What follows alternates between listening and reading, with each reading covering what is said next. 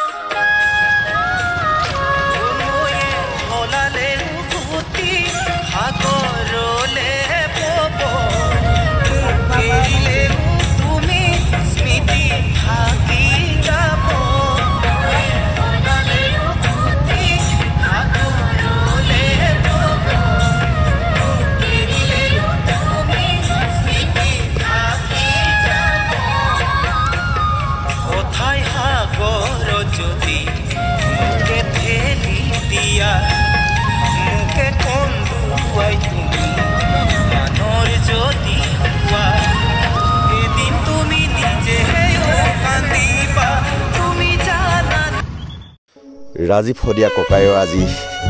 ৰাজহুৱা আধ্যক্ষতালৈ টুপচিঙা গাঁৱলৈ মানুহৰ লানি লানি সুত কি কাৰণে জানেনে তেখেত আচলতে সকলোৱে প্ৰিয় আছিল আৰু সদায় তেখেত প্ৰিয় হৈ থাকিব তেখেত যদিও আমাৰ মাজত নাই তেখেত সদায় অমৰ হৈ থাকিব আমাৰ মাজত গতিকেলৈ এফালে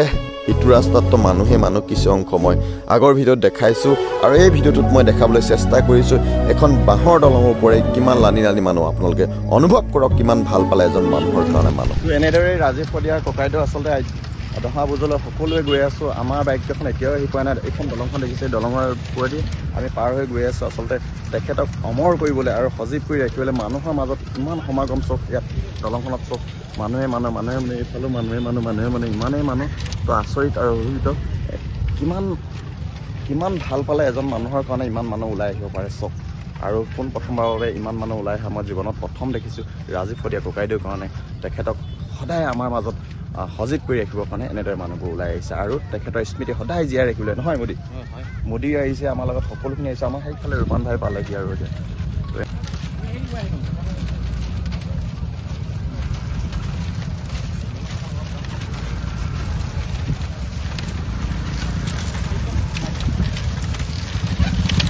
পালাই ভাই অসুবিধা নাই হয়তো